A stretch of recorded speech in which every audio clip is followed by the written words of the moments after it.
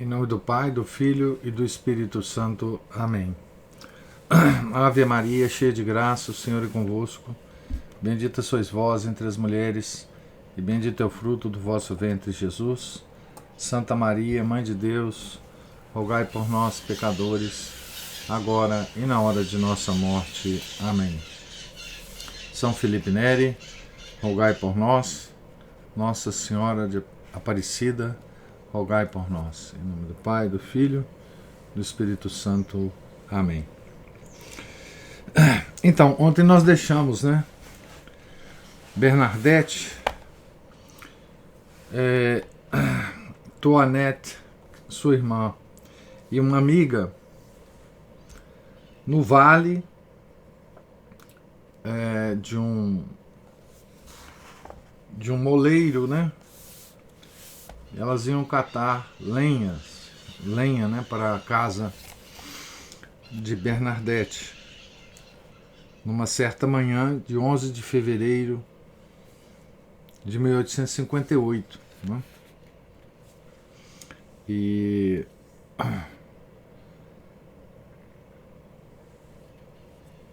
continuamos aqui na página 83, da biografia da Santa Bernadette, escrita pelo padre Francis Trochu. As rochas de Massabielle.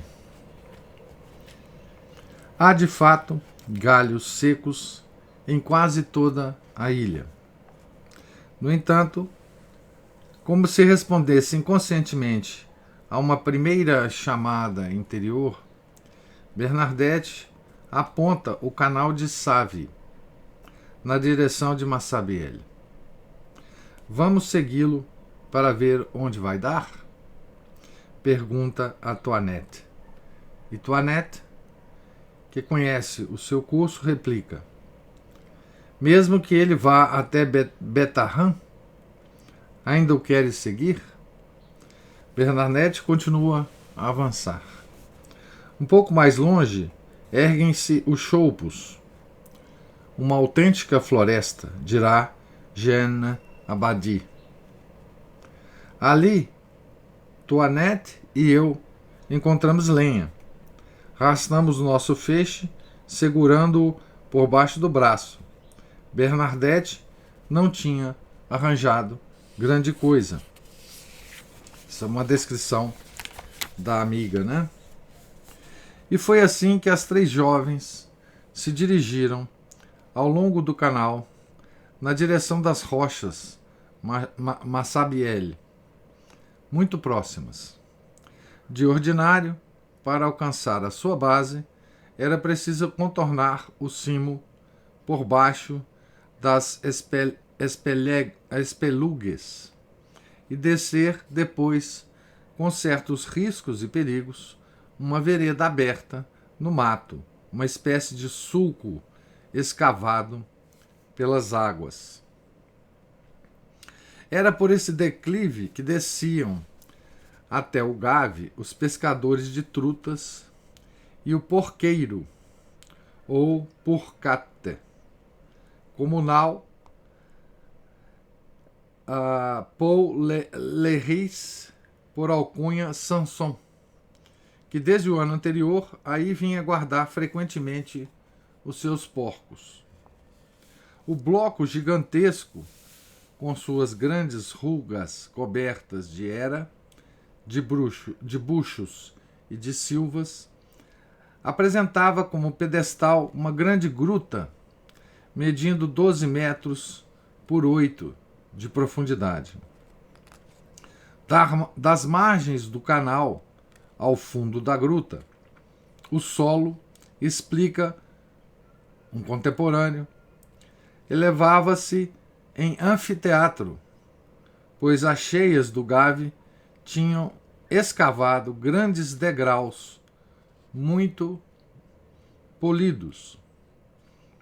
Desta encosta arenosa, semeada de pedras invulgares, emergia uma grande pedra em forma de mesa.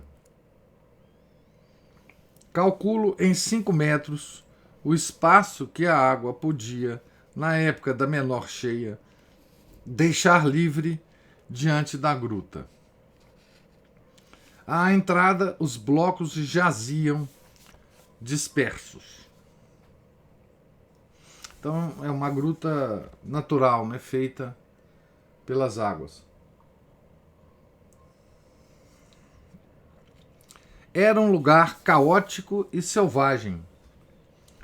À direita da grande gruta, uns 3 metros acima do estreito talude, existia um nicho oval escavado na rocha.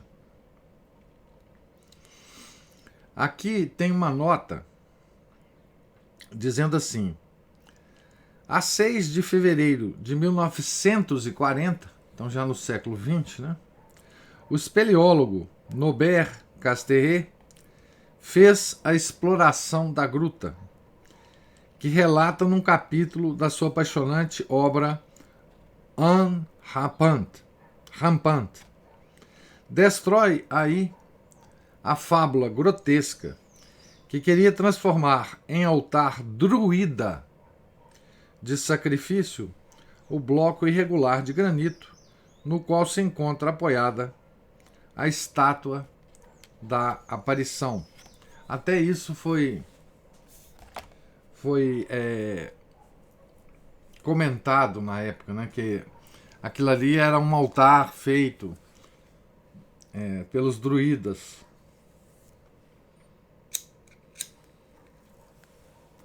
Que não era natural, né? Que não era natural aquela formação de rochas, né? Que teria sido um altar druida de sacrifício, né? Sacrifício humano, né?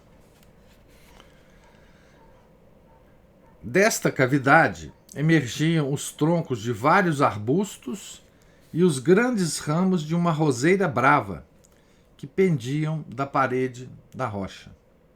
Segundo a narrativa de Samson é o porqueiro, né? Na primavera, a roseira brava cobria-se de rosas brancas. Tem uma outra nota explicativa.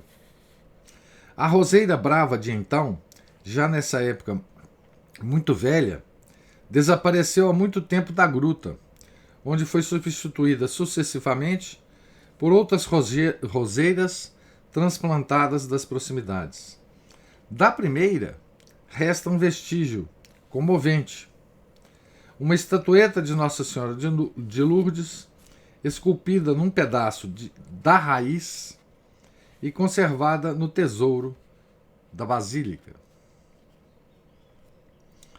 Não havia grandes árvores junto das rochas Massabielle, mas do outro lado do Gave alinhavam-se altos choupos. Chegamos à gruta, continua Jean Abadi. No canal, a água dava pelo joelho. Excepcionalmente baixo nesse dia, o humilde fio de água do Merlace fornecia quase que por si só toda a corrente. Vi um osso do outro lado do canal, no recôncavo da rocha. Na mesma direção havia também ramos arrastados pela água. À procura de gravetos. Para chegar à gruta, era preciso atravessar o extremo do canal, demasiado largo para ser transposto com um só salto, entre 2 bancos de areia. Com os feixes debaixo dos braços, Toinette e Jeanne atiraram socos para a outra margem e resolutamente mergulharam os pés naquele leito de neve derretida. Bernadette observava-os. Toinette tinha arregaçado a saia até os joelhos. Embora não houvesse, na realidade, nenhum indiscreto naquela solidão, A púdica Bernadette gritou-lhe: baixa a saia. Está tanto frio que Jeanne e Toinette têm lágrima nos olhos. Obedecendo às recomendações da mãe, Bernadette não ousou segui-las. Mas também ela tem que passar o canal, porque não quer que Toinette se afaste sozinha com Balum. Põe, implora ela a Toinette, umas pedras grandes na água. Pedido vão. Sentada na areia, Toinette meteu os pés na saia para os aquecer um pouco. Mas Balum, pensa Bernadette, tem força suficiente para passar às costas. Jeanne, ajuda-me a passar o canal. A resposta, cortante, chega acompanhada de uma praga muito corrente entre os trabalhadores das estradas. Pet de Periclé, coupe de tonnerre. Pode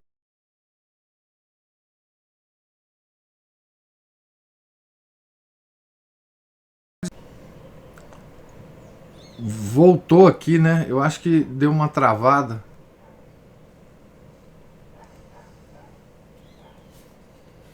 Deixa eu ler então o trecho que eu acabei de ler para vocês não perderem aqui.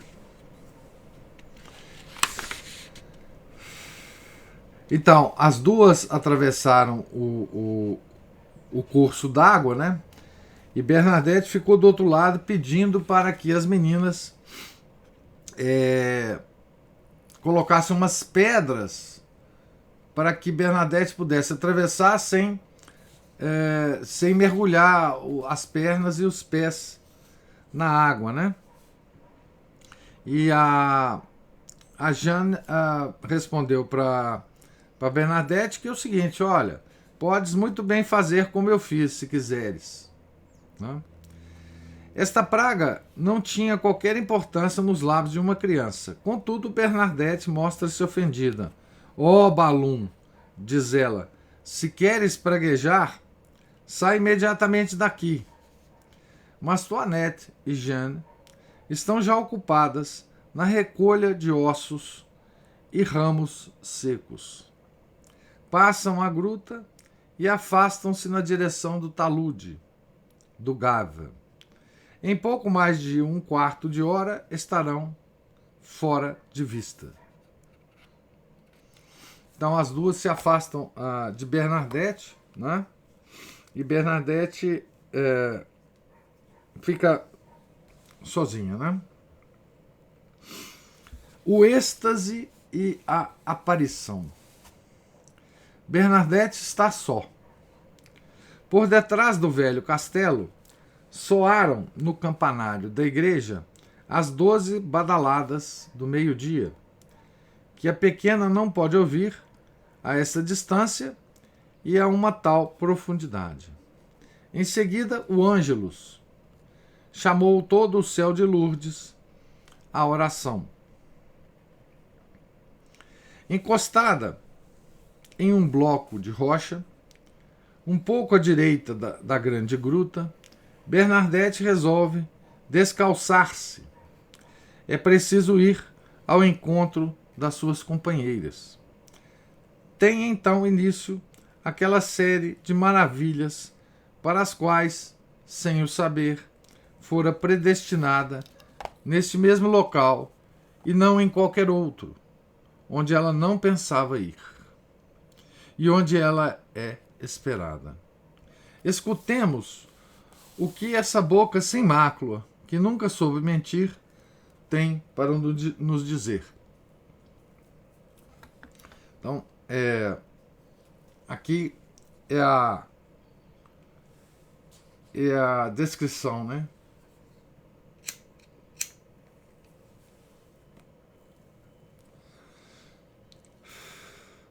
Mal tinha começado a tirar uma meia, ouvi um rumor de vento, como acontece em dias de tempestades.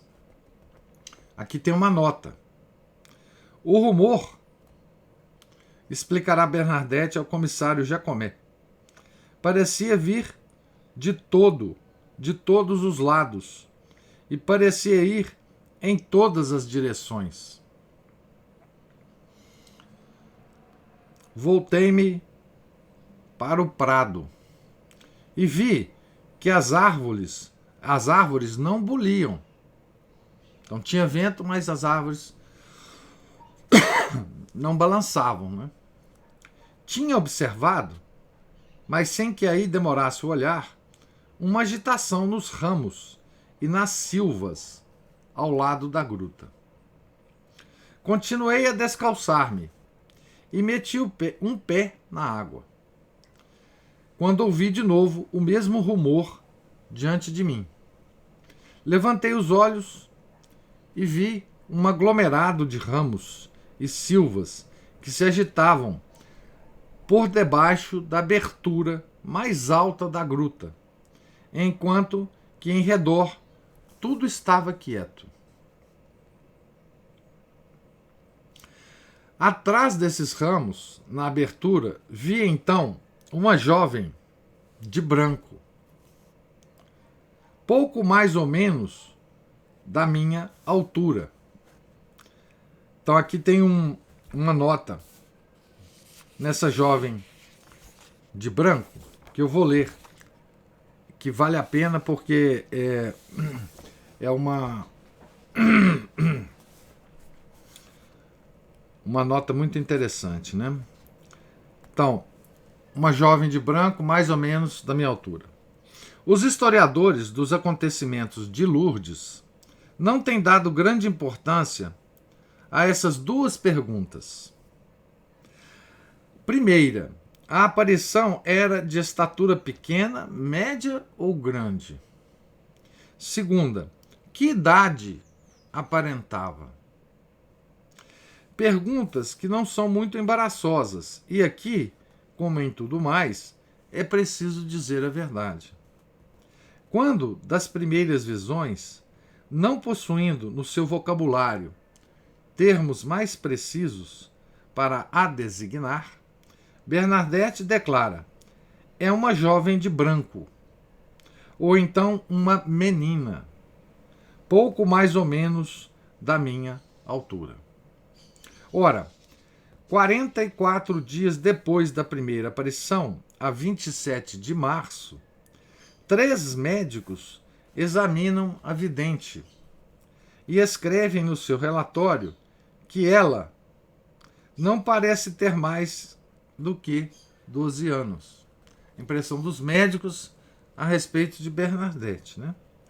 Por que razão, porém, deu o escultor leonês Fabiche à estátua destinada à gruta as proporções de uma pessoa já adulta e uma estatura superior à mediana? Tendo de executar uma estátua que seria vista de baixo e de muito longe, não se preocupou com as proporções exatas de um modelo que não conhecia senão pelas informações da vidente. E de resto, não tinha ele o conhecimento da própria Bernadette para agir livremente? Peyramale, o padre, né, e as irmãs do hospital, depois de lhe terem repetido que não era próprio denominar a visão de Celela Aquero no dialeto, né? Celela ou Aquero, ou de Petite Demoiselle, e de que devia chamá-la a senhora, tinham-lhe explicado ainda que seria mais digno representá-la maior. A Bernadette, importunada, acabou por transigir com o escultor. Este interroga-a em Lourdes, a 16 de setembro de 1863. Que estatura tinha ela? Não muito grande, como a sua? Bernadette, sorrindo, respondeu: Oh, era maior. Era então de estatura média? Sim, senhor. O que não a impede de dizer, quando viu a estátua terminada, que tinha uma estatura muito elevada e que não parecia muito jovem. Algumas semanas antes de morrer, recolher-se-á esta última afirmação de seus lábios. Aquero, aquela lá, né? Era mais pequena do que grande, parecia ser muito jovem. Segundo uma carta da Madre Adelaide Dom, superiora geral de Saint-Gildard de Nevers, ao padre Sempé, a 12 de janeiro de 1879. Uma simples verificação material bastaria para demonstrar que a aparição estava longe de medir 1,70 m, a altura da estátua da gruta. Atualmente, a cabeça dessa estátua atinge o ponto que a cabeça da aparição atingia. Mas em 1858, o nicho que enquadrava a senhora não tinha mais altura do que hoje. A superfície do rochedo, escavado depois para receber o pedestal de mármore, desaparecia sob a espessa camada de terra, erva e restos vegetais, onde se enraizavam vários arbustos, em especial a roseira brava, de modo que, para ter aí, de pé, Aquero não deveria passar sensivelmente da estatura da pequena Subiru. Ora, após a medição de seu corpo, efetuada pelo Dr. Comte de Nevers, quando da segunda exumação do corpo da Santa Bernadette, 18 de abril de 1925, Bernadette media, ao morrer, 1,40 m. E em 1858 não devia ter ainda completado seu crescimento. Para fazer uma ideia aproximada da aparição, perguntavam um dia à vidente: com quem se parecia a fille blanche da gruta? Bernadette respondeu: um pouco com Mademoiselle X. Uma tal Mademoiselle, Esta afirmaria em 1879 ao Dr. Belancy de Lourdes era uma criança de seus 12 anos que a mãe, ao domingo, vestia muitas vezes de branco. Essa tal Mademoiselle X, E se nessa questão consultarmos a liturgia, ela não vai contra essas opiniões. Na quarta lição das matinas, o ofício da aparição da bem-aventurada Virgem Maria em Lourdes descreve assim a visão. A Virgem Imaculada apresentava-se sob o aspecto jovem e benevolente. Immaculata Virgo Fuvenile ac benigno videbatur aspectu.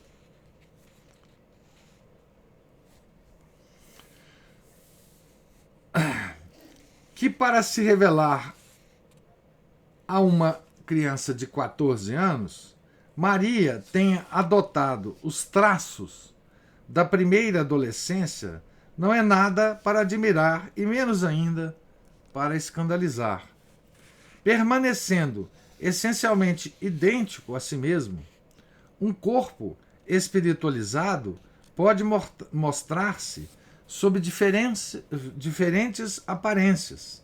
Temos a prova em Jesus Cristo ressuscitado, cuja santa humanidade muda de aspecto ao tornar-se visível a Madalena no jardim. Ela não sabia que era Jesus, julgando que era o jardineiro. João 20, 14, 15. Aos 2 discípulos na estrada de Emaús, mostrou-se sob outra forma. Marcos 16:12. E a Teresa de Ávila, no seu convento, uma criança que lhe disse: "E eu sou o Jesus de Teresa."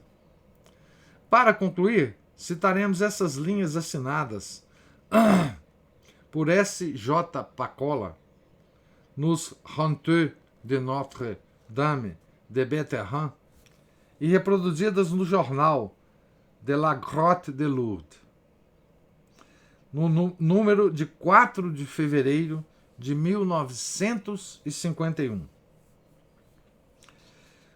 Por que foi esse fato da estatura e aspecto da aparição, que não era um pormenor insignificante, negligenciado, diremos, mesmo falseado? Por quê? Não é? Que influências induziram Bernadette a discordar em seguida sobre este ponto do seu depoimento, mantendo sempre, obstinadamente, que a senhora era mais jovem do que a sua estátua? Os adultos veem as coisas não como elas são, mas como desejariam que fossem. Pensaram ingenuamente: é mais belo que a aparição seja uma jovem de 18 anos. E a sua ciência humana pretendeu corrigir esse erro divino, entre aspas. Né? Não refletiram que a Virgem de Lourdes se chama Imaculada Conceição, isto é, Notre-Dame d'Avant-le-Péché, e que a sua imagem não seria nunca demasiado fresca, demasiado jovem para representar esta realidade ideal. Não é a rosa aberta, mas o botão que vai abrir. Que imagem pode evocar melhor este privilégio luminoso e este encanto perfeito que a da primeira adolescência, o momento tão fugaz da nossa vida que separa a infância inconsciente da juventude já perigosa? Isso aqui é a nota a respeito da idade da aparição, né? Da estatura e da idade com que a Nossa Senhora se mostra, né? A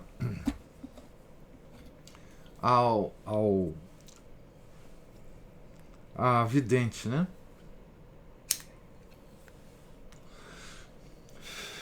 O padre Francis Trochu, realmente, ele é muito cauteloso nesses detalhes, né? E ele poderia ter lembrado aqui, quando ele lembra a aparência, né, de Nosso Senhor depois da ressurreição, e também a aparição a Santa Teresa d'Ávila, né? Poderia também lembrar como que ele aparecia a Santo Antônio, né? Como uma criança, né?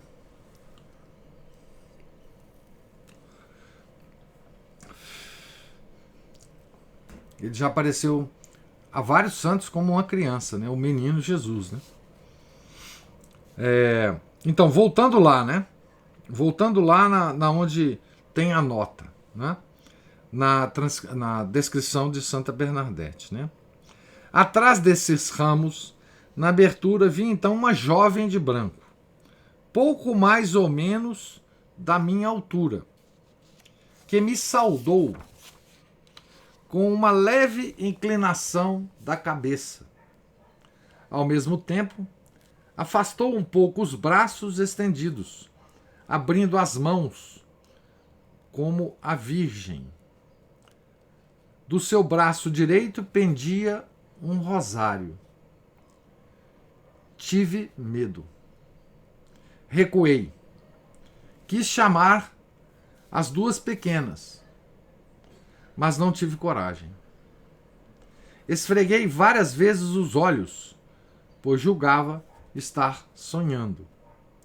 Erguendo de novo os olhos, vi que a jovem me sorria graciosamente e parecia convidar a aproximar-me. Mas eu ainda estava com medo. No entanto, não era um medo como experimentara outras vezes, pois não me importaria de permanecer ali eternamente a contemplá-la. Aquero. Ao passo que quando se tem medo, tentamos fugir. Aquero tem uma nota aqui que diz assim: Bernadette dizia aquero, celelá, aquela, né? Aquela. Com o acento tônico sobre o E, aquero. E não aquerocela, com o acento tônico no O. Aquero, não é? Aquero, gênero feminino. Aquero, gênero. Aquero, gênero feminino. Aquero, gênero masculino. Não é irrelevante designar uma pessoa pelo aquero feminino. Não é irrelevante, né? Então, ocorreu-me rezar. Meti a mão no bolso. Tirei o rosário que trago habitualmente comigo. Ajoelhei-me e quis fazer o sinal da cruz, mas não pude levar a mão à fronte, porque ela me caiu. Entretanto, a jovem colocou-se de lado e voltou-se para mim. Desta vez, tinha o grande rosário na mão. Aqui, quando se fala rosário, é o terço, né, gente? Persignou-se como se fosse orar. A minha mão tremia. Tentei de novo fazer o sinal da cruz e desta vez consegui. Depois de o fazer, nunca mais tive medo. Desfiei o meu rosário.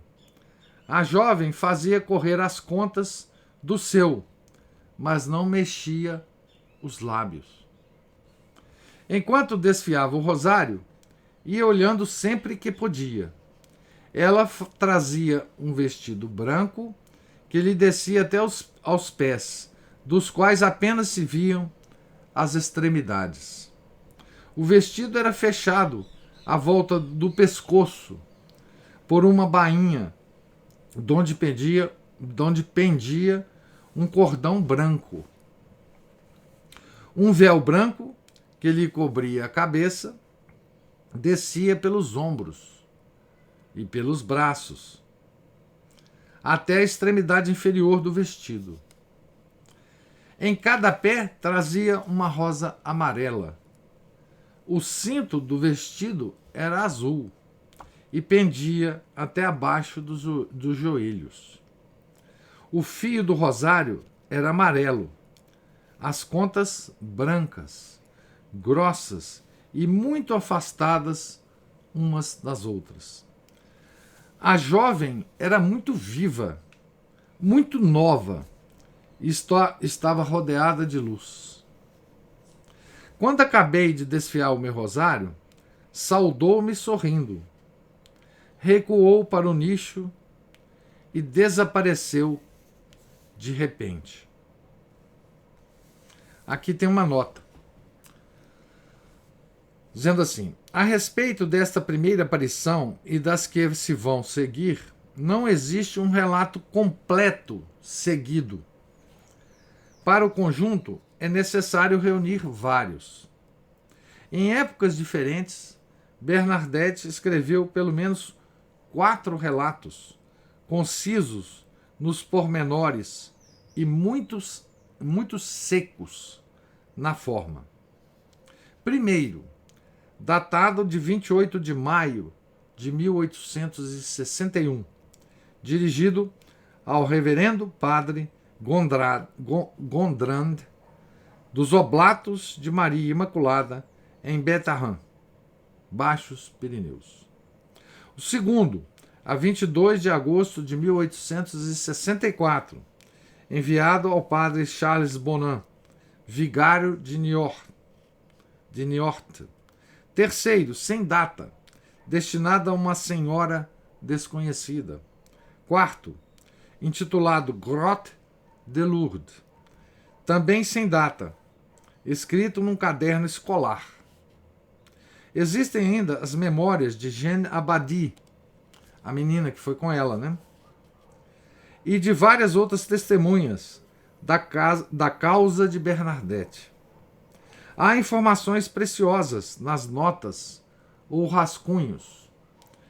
Há informações preciosas nas notas ou rascunhos de Estrade, do procurador imperial Dutour, do comissário de polícia Jacomet e, finalmente, nos relatórios da comissão de inquérito eclesiástica. Deste conjunto podemos tirar um relato tão verdadeiro e completo quanto possível. Então, aqui ele explica, né, que esse relato, né, que nós acabamos de ler, né, é um relato composto, né, de vários documentos, né, que foram sendo produzidos, né, na medida em que Santa Bernadette era estimulada a falar sobre o caso, né? Até por pessoas não eclesiásticas, né? Aqui tem uma carta destinada a uma senhora desconhecida, né?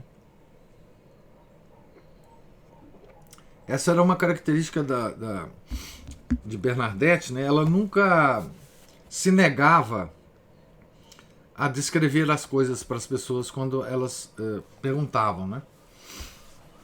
Às vezes ela estava um pouco cansada de responder tantas coisas, etc. Mas ela geralmente nunca negava esse relato, né? Bernadette sentiu-se penetrada por uma doce luz que não feria nem ofuscava o olhar. A sua face forma um oval de uma graça incomparável.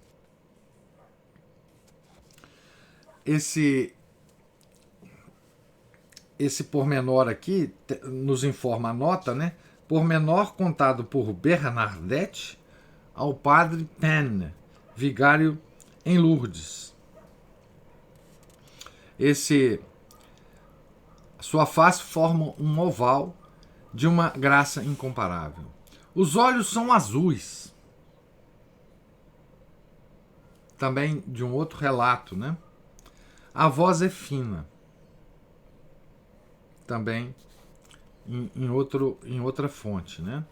Os cabelos que mal aparecem sobre a fronte debaixo do véu só são bem visíveis sobre as têmporas. E mergulhada no êxtase, Bernadette não reparou na sua verdadeira cor. Aqui tem uma nota. Veem-se-lhe os cabelos? Perguntará o comissário Jacomet a 21 de fevereiro de 1858, pouco depois da aparição, né? Um pouco sobre as frontes, responderá Bernadette. Os cabelos caíam para trás? Compreendeu mal. Os cabelos mal se viam sob o véu. Resposta de Bernadette, né?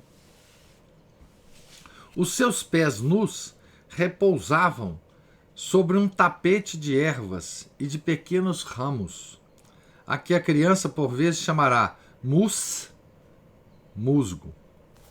As mãos, quando as tem juntas, encostam-se completamente palma contra palma. Também,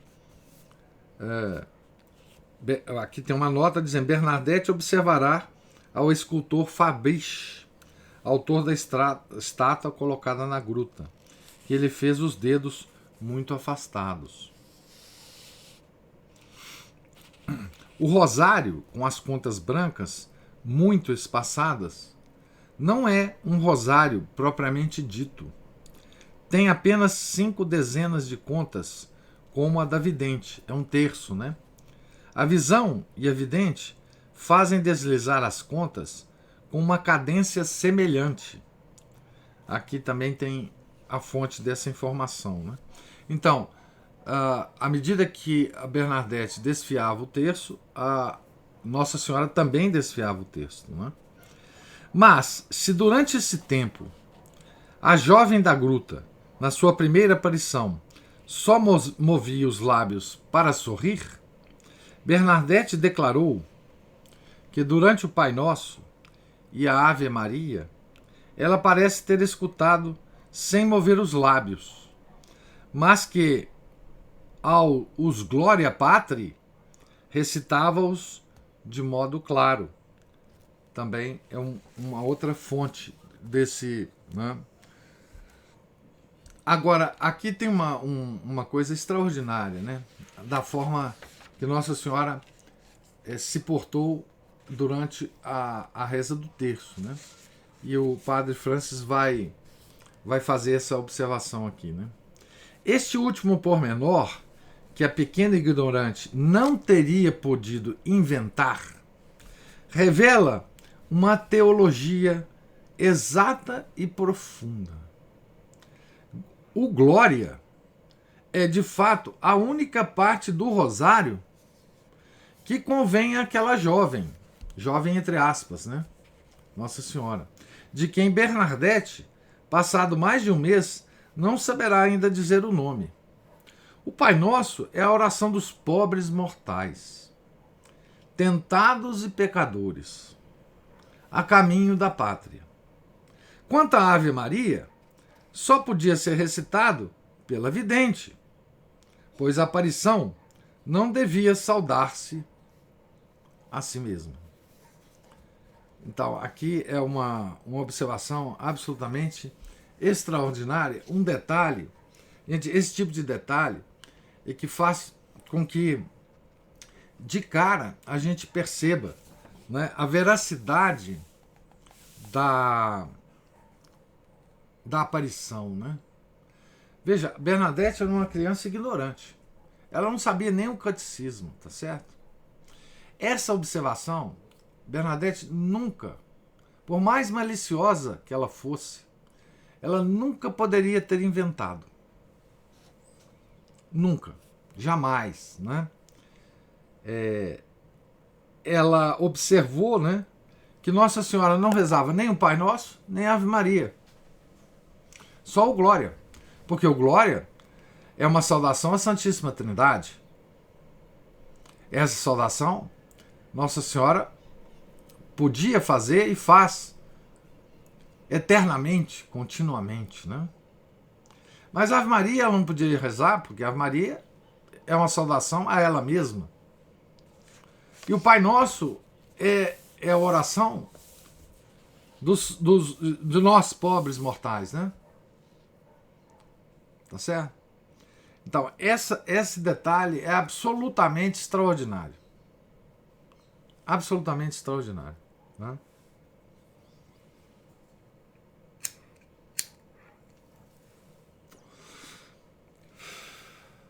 Então, se a gente imagina, né, que Nossa Senhora se aproxima de algum pobre pecador rezando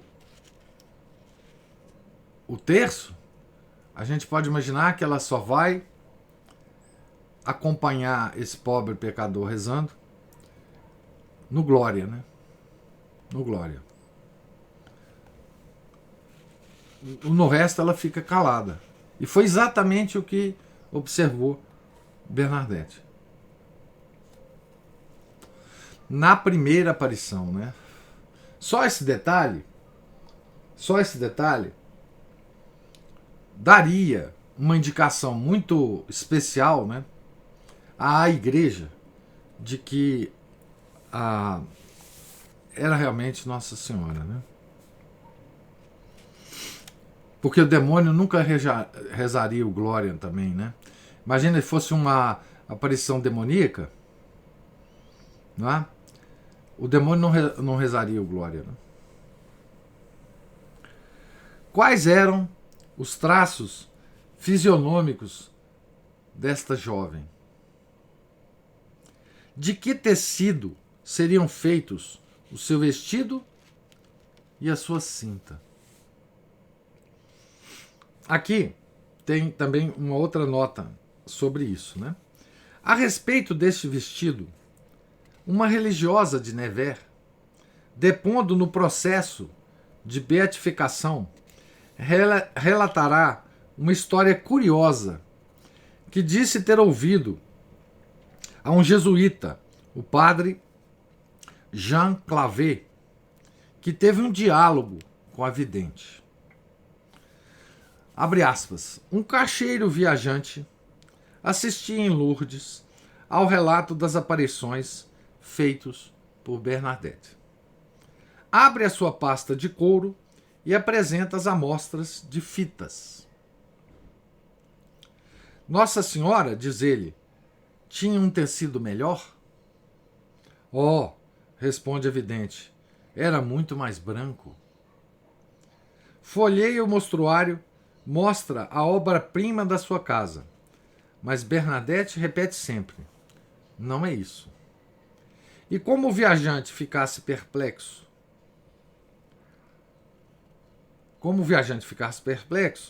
ó, diz a criança, a Virgem não foi vestir-se na sua loja. Muito curioso isso, né?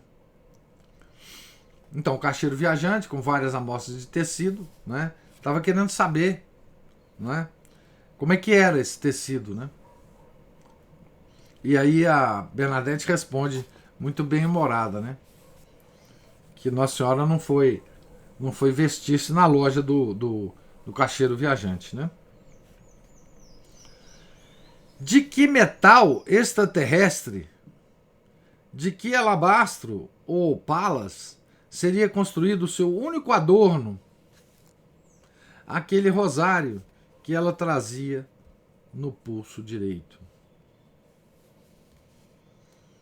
Aqui tem uma outra nota dizendo assim, trazia um rosário como não se vê na terra, dizia Bernadette a Julien Garraud, né? Que tivera o privilégio de estar presente nas aparições. Essa moça, né, a Julien Garraud, tivera o privilégio de estar presente nas aparições de 25 de fevereiro, 25 de março e 7 de abril. Para que exprimir o inexprimível? Devemos-nos contentar com as palavras simples de Bernadette para descrever o sorriso inefável, aquela cintilação de juventude, de luz e de beleza. Abre aspas, não vos posso explicar estas coisas, declarará ela mais tarde, no inquérito da polícia de Lourdes.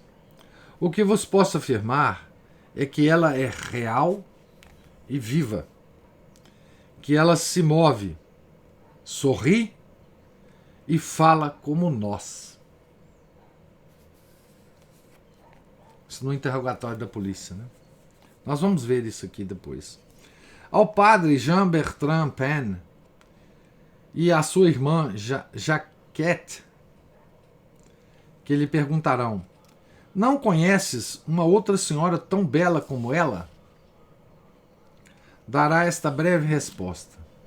Oh, não, nunca vi nada tão belo. Muito mais tarde, quando Bernadette aguarda a morte num canto de uma enfermaria, uma religiosa, a irmã Eleonore Cassagne, leva-lhe uma menina de 5 anos, a pequena Madeleine Darfouilly, sobrinha de uma outra religiosa, que, num tom muito compenetrado, lhe faz uma pergunta pouco esperada para tal idade. Ela era bela? Sim, exclama Bernadette, tão bela que, quando se vê uma vez, deseja-se a morte só para a tornar a ver.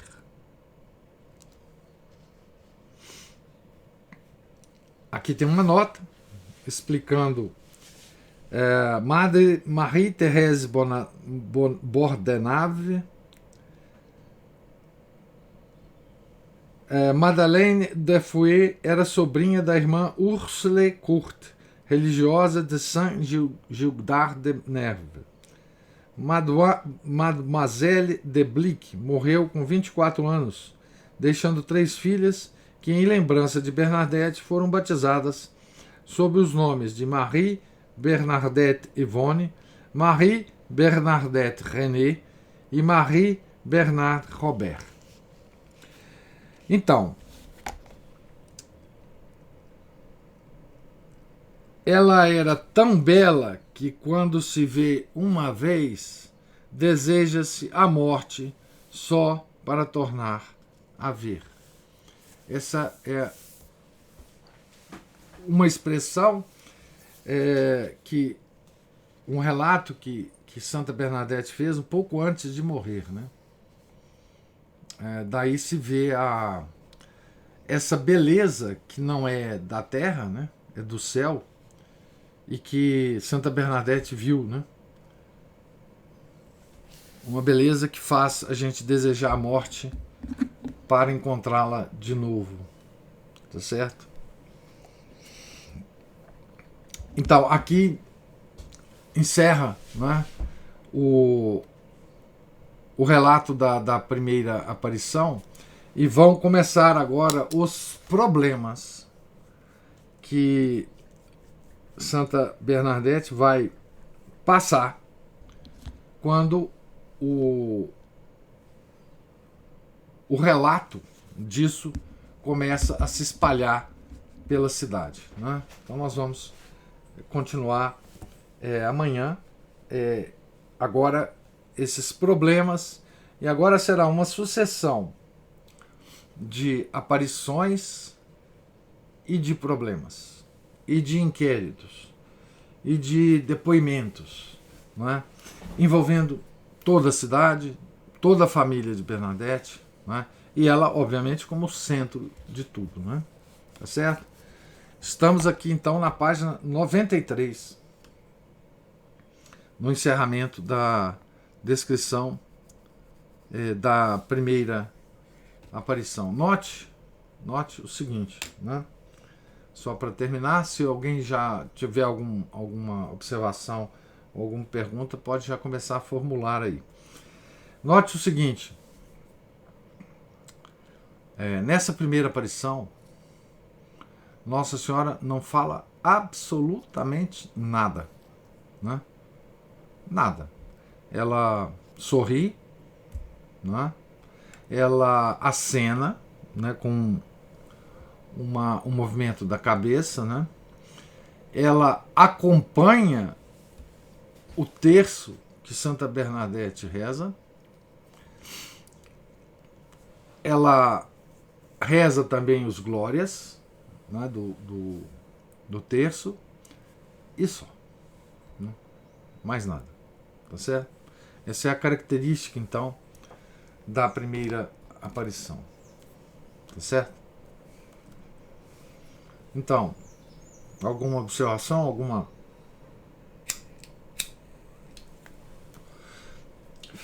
Então Deus lhes pague a presença, a paciência, e amanhã, se Deus permitir, nós continuamos a leitura na página 93, tá certo? Em nome do Pai, do Filho, do Espírito Santo, amém. Ave Maria, cheia de graça, o Senhor é convosco. Bendita sois vós entre as mulheres, e bendito é o fruto do vosso ventre, Jesus. Santa Maria, Mãe de Deus, rogai por nós, pecadores, agora e na hora de nossa morte. Amém. São Felipe Neri, rogai por nós. Santa Bernadette, rogai por nós. Nossa Senhora de Lourdes, rogai por nós. Em nome do Pai, do Filho e do Espírito Santo. Amém.